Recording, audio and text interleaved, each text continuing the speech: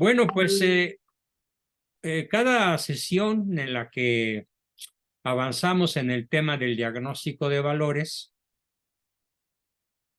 estamos profundizando y vamos a ir conociendo detalles, modalidades y otras muchas cosas diferentes a lo que hemos visto hasta ahora. Hemos visto ya de sobra, con mucho detalle, las ganancias y los objetivos de la evaluación que cada uno de ustedes puede hacer sobre su escala de valores. Por cierto, de todo el grupo, de todos los grupos, solo 2 personas han avanzado en su autoevaluación.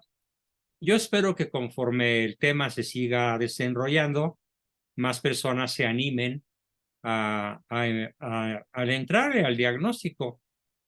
Mientras se animan, yo les quiero platicar cómo surgió esta herramienta formidable que nos permite, como lo dije ya en sesiones pasadas, conocernos muchísimo más profundamente que lo que normalmente se conoce a sí mismo una persona que nunca haga un análisis como el que estamos haciendo. Pero ahora, aparte de las ganancias y aparte de los objetivos que ya vimos, es muy importante adentrarnos en los antecedentes históricos de cómo surge esta herramienta para que la valoren más, la aprecien más y se decidan a hacerla de la mejor manera posible. Les platico que corre el año de 1971. Para entonces yo tenía 28 años. 20, ¿no? ¿Qué? Si nací en 43 para 71, sí, 28. Y me nombraron director de la División Psicología de la Universidad La Salle. Me nombró un gran amigo mío de aquella época, que además era mi alumno en ese tipo de cursos que yo ya impartía, nada más que en aquel entonces eran de tipo presencial. El señor se llamaba don Bernardo Ardavín Migoni. ¿Qué pasó él? Él era el rector de la universidad y yo era el director de la división psicología. O sea, yo estaba a cargo de los alumnos de la escuela de psicología, pero además estaba a cargo de construir las herramientas necesarias para evaluarlos y para evitar que se colaran personas que no tenían nada que hacer en la carrera de psicología, de la cual yo ya tenía el título de maestría. Bueno, en 1971, pues, la dirección académica y la rectoría me solicitaron la creación de un instrumento de selección de alumnos y profesores. Me querían que yo creara, que yo inventara y diseñara un instrumento de selección para detectar con validez y confiabilidad, que son las dos grandes medidas en psicología, la validez y la confiabilidad de los instrumentos de selección, para evitar que a la universidad llegasen alumnos y maestros que tuvieran algunos de los siguientes rasgos. Ideología marxista. Corría desde el 1968 el movimiento de 68, acuérdense, que fue prácticamente en todo Occidente y que comienza principalmente en Francia. Y así se llamó en Francia el movimiento del 68. Y era un movimiento comunista que ahora está encaramado en el poder en México, que pretendía la abolición y la destrucción de la libre propiedad. Cosa que en México cada día estamos más cerca, todos los que tenemos algo, de ser despojados por la ideología marxista, irreductible y violenta que se maneja en el México de las altas esferas del gobierno. Lo mismo que en algunos grupos que andan por ahí, medio ocultos, que de vez en cuando asoman la nariz y que son grupos de narcoterroristas o de personas desviadas intelectualmente y que por desgracia están sobre todo en la Universidad Nacional Autónoma de México, en el Politécnico en menor grado y en mucho menor grado en universidades privadas.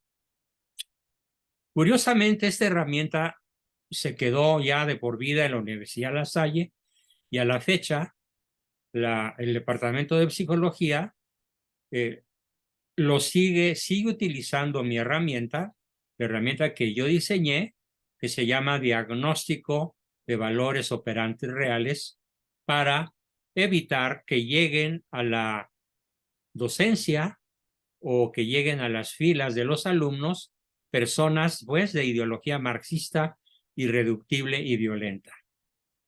Claro, si tú le preguntas a uno de estos tipos, ¿es usted marxista? Pues de tonto te dice que sí, porque sabe que una universidad como La Salle y otras, pues no los dejarían entrar, no los dejarían entrar ni físicamente a la universidad, no digamos ya aceptarles la inscripción. Entonces, teníamos un problema de, ¿y cómo le hacemos para detectarlos sin que se den cuenta? Que estamos buscando evitar que la planta de profesores sea contaminada por algún profesor marxista-leninista y que los salones de clase sean contaminados por alumnos con esta ideología que por aquel entonces estaba en boga. El ser comunista era algo así como, era visto como de mucha categoría, o como dicen ahora los chavos fresa, era muy cool. Qué expresión tan detestable me parece, pero las platico para que ustedes ubiquen cómo se veía en esos años el ser marxista. Muy cool. Qué ridículo, pero bueno, así lo decían. Aparte de evitar que se colara algún marxista, teníamos la idea de evitar que se colara algún fanático de cualquier color o modalidad sectaria. El fanatismo se da, desgraciadamente, en la religión católica. A veces reviste nombres muy piadosos para evitar, para esconder ese fanatismo. Que, por ejemplo, hay un grupo que yo los llamo los antipapistas o los sedevacantistas, que sostiene que después del San Pío XII, ojo con lo que voy a decir, no ha habido ningún otro papa válidamente electo. Porque desde Pablo VI hasta la fecha, todos dicen los sedevacantistas, son antipapas y no son auténticamente vicarios de Cristo, ni sucesores de San Pedro. ¿Qué buscábamos? Evitar que este tipo de fanáticos sedevacantistas, que ya existían y por miles o más, se metieran a la universidad a contaminar tanto la planta docente como el alumnado. Y por el otro lado, pues estaba la ideología contraria, ¿no? La ideología contraria que vendría siendo el ateísmo pleno, el ateísmo irracional. Ese fue el segundo tipo de personas que queríamos evitar que se colaran. Pero había un tercer grupo, que es el grupo formado por aquellos sujetos que padecen de incultura, que están por debajo de la línea media de cultura promedio del país. ¿Y saben cuál es la línea promedio cultural del país? Asómbrense. La línea promedio cultural del país es cuarto de primaria. O sea, lo que sabe un mexicano promedio sería como para pasar con un 6 las materias de cuarto año. Bueno, pues lo que queríamos era que personas que incluso no calificaran dentro de esa media, pues no entrarán a la universidad porque no queríamos, la universidad no se había inventado para rescatar burros, ¿sí? Como ese que anda por ahí con ansias presidenciales y que es un niño burro que cortó la preparatoria y se fue a Hollywood a hacer muy buenas películas, indudablemente cabe decirlo, pero que ahora, no contento con su éxito en el mundo del cine, está queriendo dividir el voto católico, el voto opositor. Bueno, pues no queríamos que muchachos tronados como él, como Verástegui, entraran a la universidad a hacer qué? A calentar una banca. Ese fue el tercer grupo cuya presencia queríamos evitar, ¿sí? Un cuarto grupo que queríamos evitar era el exceso de liberalidad en las costumbres familiares y sexuales. Las chicas de cascos ligeros y tacón alto estaban de moda. De hecho, los pasillos de la universidad tenían, en una ocasión me di la tarea de contar cuántos taconazos estaban pintados en las lápidas de cemento de las naves que conducían a los salones y a los patios de recreo. Bueno, pues en 1 metro cuadrado, no se los miento, había más de 1000 hoyitos de tacón de punta afilada, que era lo que estaba de moda en aquella época. Bueno, pero dejen ustedes lo del tacón. El problema era que el atuendo era completado con una minifalda que no dejaba absolutamente nada a la imaginación, más escotes pronunciados, o sea, un exceso de liberalidad en las costumbres, tanto familiares como sexuales. Todo esto venido de Francia, por supuesto, a través de la televisión, de los pseudointelectuales de aquí y de más allá, que pretendían que la mujer tenía que liberarse del yugo del varón y entrar a una era en la cual pudiera disfrutar libremente de su sexualidad sin ningún referente ético, moral o superior a su simple deseo. Bueno, no queríamos ese tipo de chicas y teníamos que buscar la manera de evitar que se metieran a la UNAM, a la universidad, perdón, a la Salle, tanto en la planta de maestros como entre el alumnado.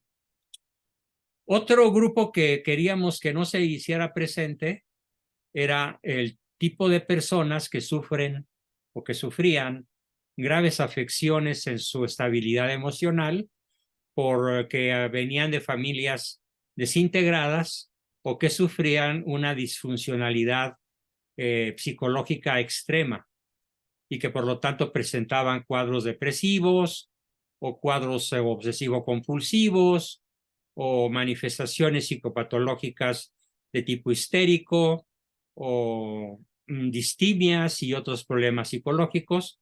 No los queríamos tampoco. Y se iba achicando el embudo. Y llegó un momento en el cual hacíamos la broma, bueno, pues que vamos a cerrar la universidad o le damos reversa a este proyecto de selección. Y el rector dijo, no, aunque seamos pocos, hay que continuar porque es la Universidad La Salle y el sello de catolicidad, el sello de cristiandad, no lo podemos perder por el hecho de hacer negocio. También buscábamos evitar el acceso de personas con un primitivismo y populismo cultural típico de nuestro subdesarrollo académico. En esa época, en 1968, todavía no se inventaba, todavía no se decía chairo. Lo que se usaba en aquella época era la palabra de 4 letras que tiene el significado perfecto de chairo y que era la palabra naco. Pero no nos referíamos al naco porque tuviera pocos recursos financieros, porque fuera pobre, no. El pobre tenía cabida en la universidad si podía pagar una cuota que generalmente se adaptaba a su situación económica, porque La Salle tenía un rubro muy importante de carácter contable para financiar a estudiantes de bajos recursos. Era una cuota para estudiantes de bajo nivel socioeconómico. No nos referíamos a eso, sino al extremadamente bajo populismo cultural.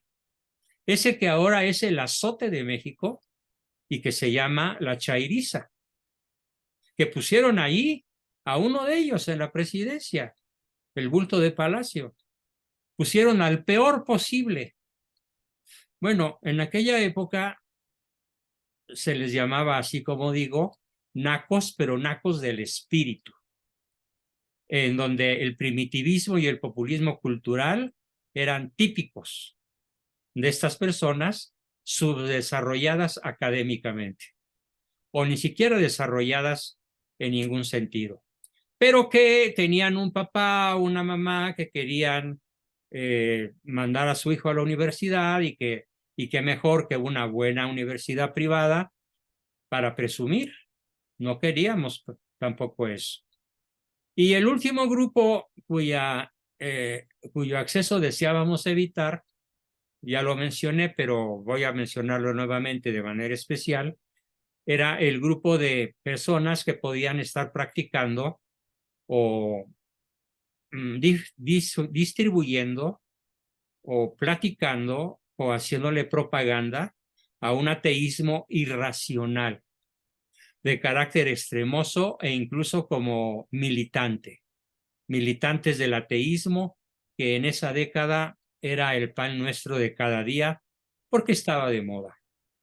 Estaba de moda el ateísmo a la francesa, ¿no?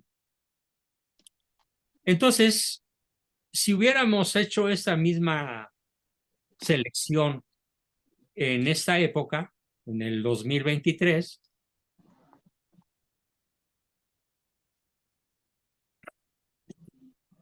estaríamos añadiendo impedir el acceso de personas de pensamiento de izquierda. Una izquierda que se ha moderado, pero que es igualmente mafiosa, igualmente tramposa, y que tiene fines tan diabólicos y tan malévolos como los que tenían en 1968, pero que ahora han logrado disfrazarse de humanistas. Han logrado disfrazarse de benefactores de la humanidad y, por desgracia, con excepción de una republiquita pequeñísima, en todo el continente, desde Alaska hasta Patagonia, gobiernan, incluyendo al presidente Biden, de izquierda. ¿Cómo le hizo la izquierda para llegar al poder? Porque se metió por todas partes.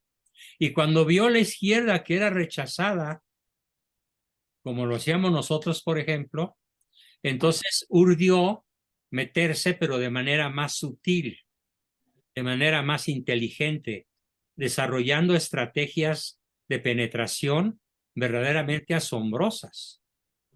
En pocas palabras, disfrazándose de lobos con piel de oveja.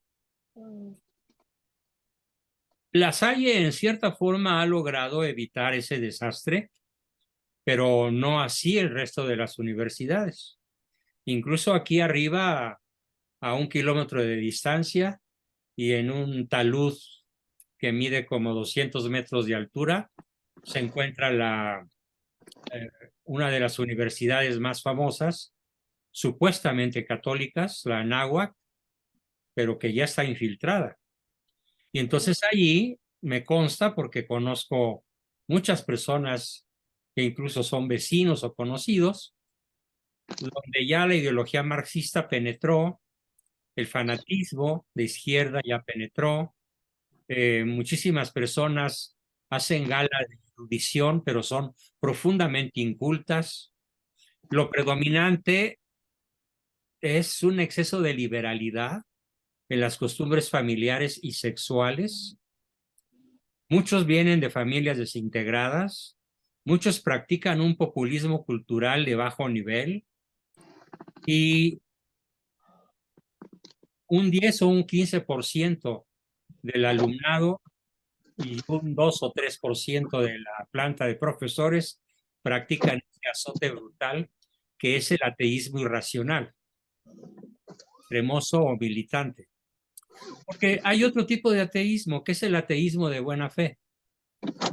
Son muy pocos los ateos de buena fe, pero esa buena fe va a ser premiada porque finalmente, por su misma buena fe, se van a dar cuenta de que el universo no tiene explicación sin un primer motor. Si eres un ateo de buena fe, te vas a convertir tarde o temprano. Pero si eres un ateo irracional, militante, nunca te vas a convertir. Tal vez ni siquiera en momentos anteriores a tu muerte. Bueno, pues todos estos grupos logramos cerrarles el paso de manera muy exitosa, de manera muy eficiente, de manera muy eficaz, valiéndonos del examen que de manera parcial muchos de ustedes ya comenzaron, o algunos de ustedes ya comenzaron a hacer. Y qué mejor que lo hagan, pues la mayoría de ustedes, porque la verdad ya hablé bastante de las ventajas que tendrían de hacerlo. Bueno, ¿y cómo le hicimos? Procedimos al diseño, yo lo diseñé, yo lo escribí, a la aplicación y la validación del instrumento. Este proceso de diseño, aplicación y validación nos llevó entre 6 y 9 meses de muy arduos trabajos. Se aplicó en la universidad con gran éxito y se cumplió casi totalmente con el objetivo de evitar el ingreso de las personas que ya describí. La población mexicana de aquella época, propensa a contraer esas infecciones del espíritu, era amplia y numerosa. Por cuanto estaba fresca y palpitante la oleada de movimientos revolucionarios mundiales del 68. Con el paso de los años, diversas organizaciones empresariales se interesaron por el instrumento para la selección de sus cuadros ejecutivos, con lo que se inició un largo y profundo trabajo de afinación de la prueba, hasta llegar a su formato actual, que está vigente desde 1996. Hemos reunido a lo largo de todas estas décadas más de 25,000 casos de diversos grupos poblacionales, estudiantes, profesores, ejecutivos, empleados de nivel medio alto, etcétera, y con gran éxito, con los objetivos que ya expliqué en las sesiones pasadas y con las ganancias de ese instrumento que también ya expliqué, pudimos determinar en todos los grupos y personas que analizamos dos grandes grupos. Cada uno de ustedes, a partir de este momento, en este momento, mentalmente, solo mentalmente, posteriormente, más que mentalmente, prácticamente, al contestar sus preguntas, se formaron el grupo triunfador y el grupo perdedor. También con el tiempo surgió otro tipo de grupo al que llamamos el grupo trepador. Pero platiquemos primero de las características que tiene el grupo triunfador, al cual deseo que muchos de ustedes o todos ustedes pertenezcan.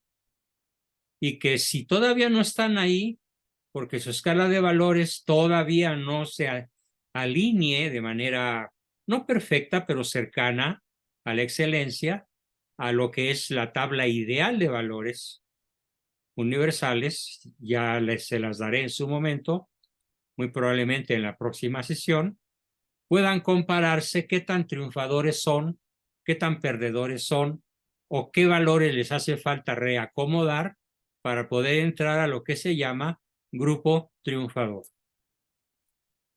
Bien, ¿cuáles son las 5 características principales del grupo triunfador? Según este test creado por nosotros, son varias áreas. Después explico cuáles son las 5 áreas con sus resultados. pero ahorita nada más las voy a mencionar. Estilo de mando. ¿Cuál es tu estilo de mando? No es lo mismo un estilo de mando triunfador y un estilo de mando perdedor o un estilo de mando trepador. Son terriblemente distintos. La siguiente área, ¿cómo son tus relaciones interpersonales? La siguiente, ¿qué tan investigador eres?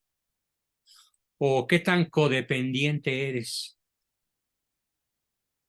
Codependiente es un tipo de relación tremendamente improductiva, ineficaz, ineficiente, muy tormentosa, y la puedo definir con una famosísima canción de José Alfredo Jiménez, aquella que dice: ni contigo ni sin ti tienen mis males remedio, ni contigo porque me matas, ni sin ti porque me muero. Esa es una relación codependiente. Se analiza para ver si tu relación no es codependiente o si lo es, porque si es codependiente, definitivamente no puedes calificar en el grupo triunfador. También se buscó cómo tratas a tus hijos, cómo te llevas con tus jefes, con tus compañeros o subordinados más cercanos, y así fue como se descubrieron o se concretaron las características del grupo triunfador. Vamos a ver cuáles son las 5 características del grupo triunfador, y cada uno de ustedes mentalmente ahorita y al rato de viva voz, si gustan, con las preguntas que me hagan, con las aportaciones que me hagan, pueden irse ubicando en cualquiera de los grupos que voy a describir. En el grupo triunfador vamos a encontrar una amplia predominancia del estilo de liderazgo denominado padre adulto o líder transformador, cuyas 3 características principales son: no busca hacer que el otro haga, busca hacer que el otro quiera. Este estilo de liderazgo, sobre todo en el hogar, aparte de eso de no hacer que hagan, sino hacer que quieran, se manifiesta porque el padre o madre que practican este liderazgo transformador nunca, por ningún motivo, en ninguna ocasión, por ninguna causa, les retiran su afecto a sus hijos. Ni a los pequeños, ni a los niños, ni a los adolescentes, ni a los adultos. Puede haber diferencias de criterio. El hijo puede cometer graves errores de diferentes tipos.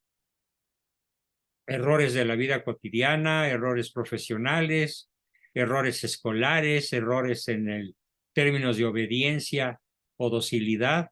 Pero una de las características fundamentales del padre adulto triunfador es esta que acabo de decir: en ningún momento retira el afecto explícito a sus hijos. Obviamente tampoco a su pareja, tampoco a su cónyuge. Aparte de la predominancia del estilo padre adulto, líder transformador, con estas 2 características, y falta una tercera. Aparte de nunca retirar el afecto, él no se enoja. Disiente, señala, reconviene, regaña, pero no se enoja, porque sabe muy bien que el que se enoja pierde. Y el niño, cuando ve a su padre enojado, no se queda con el contenido del mensaje del enojo, únicamente capta el enojo, pero es incapaz de captar el mensaje. Por lo tanto, no puede calificar como un triunfador el padre que no logra transmitir a sus hijos el mensaje, la reconvención, el señalamiento, la extrañeza, el regaño, el señalamiento del error, porque el niño cuyo padre se enoja no capta el contenido del mensaje, solamente capta la rabia, el gesto adusto, la amenaza de golpe o incluso el golpe, aunque no sea muy duro, y peor si lo es. Ese fue el grupo A.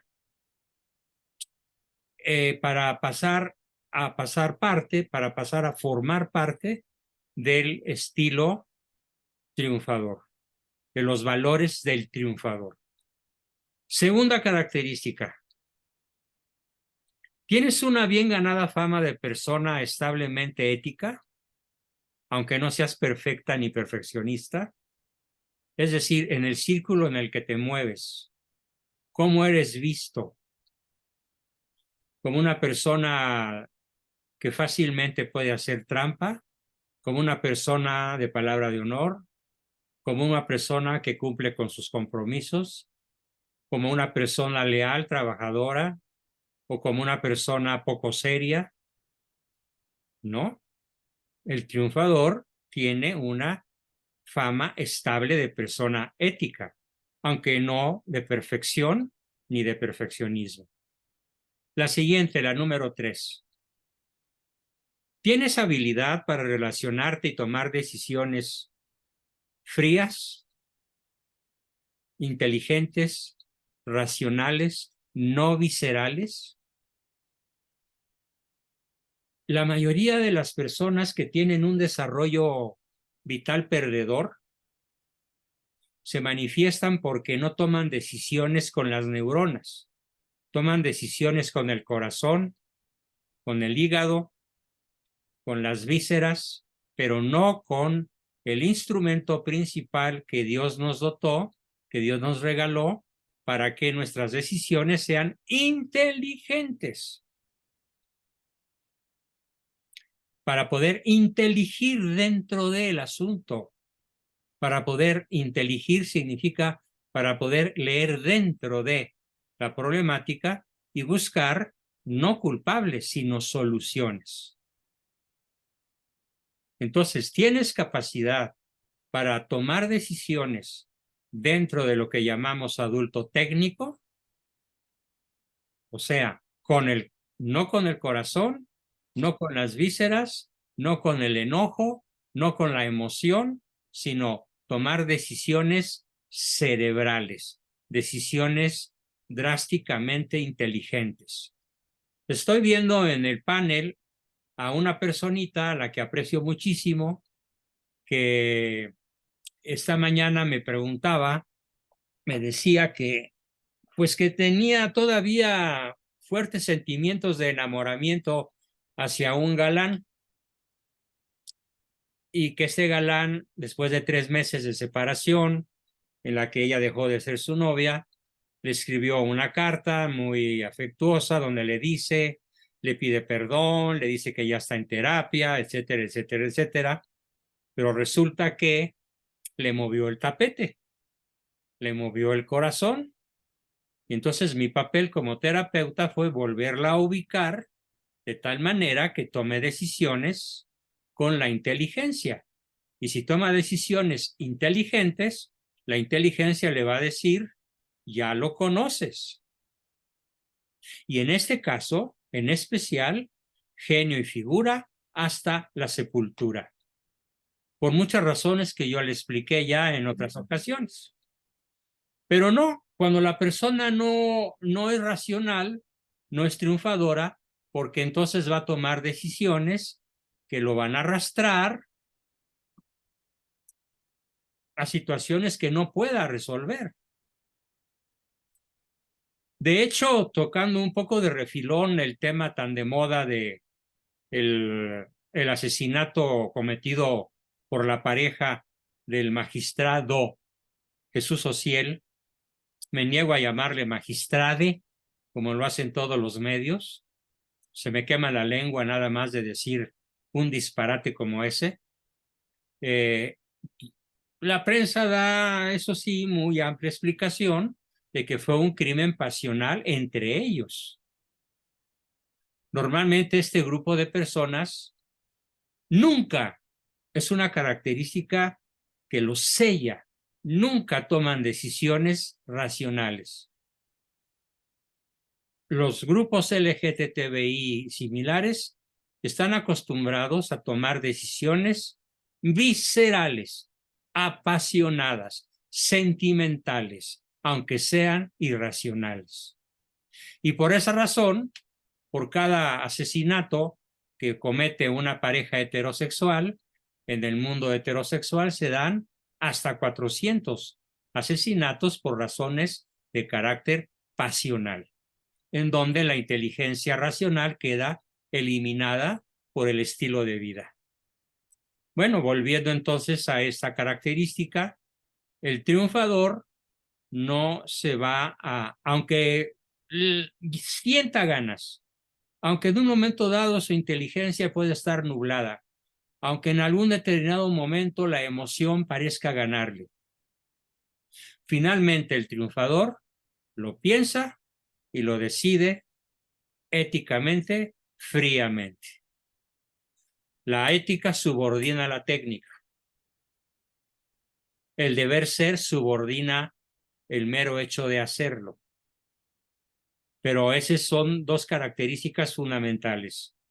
Eres una persona ética y como eres una persona ética, subordinas tus acciones racionales al sentido de la ética, entonces se puede decir que estás desarrollándote dentro del grupo triunfador con los valores que vamos a ver que son practicados por las personas que viven de manera triunfadora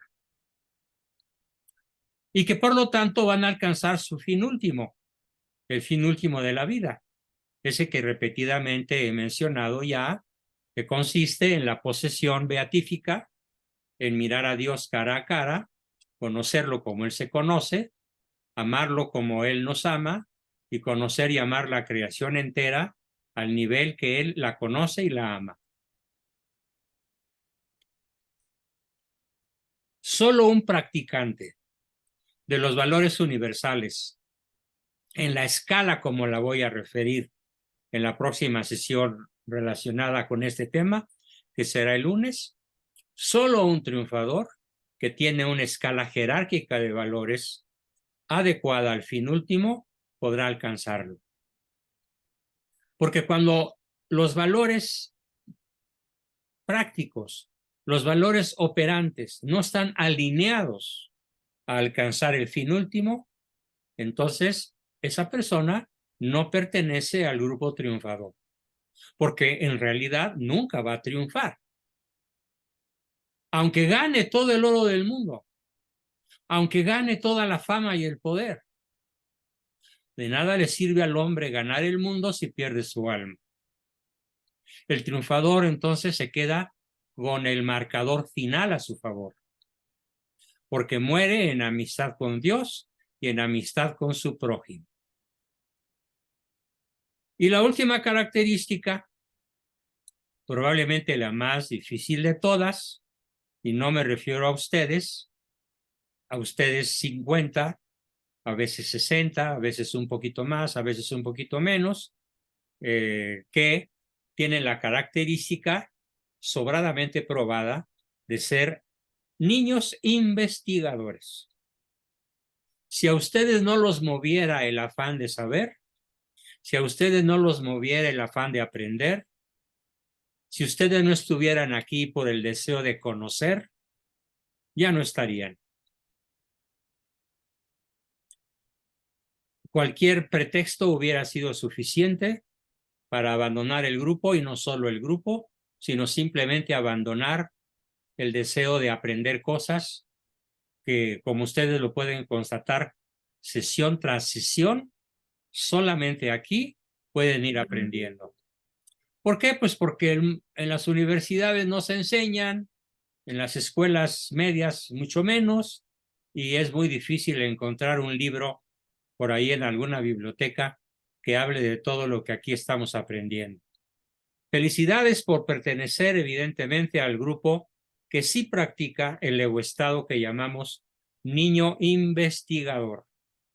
Ese niño investigador que todos tenemos en el interior y que se caracteriza primordialmente por el afán de aprender.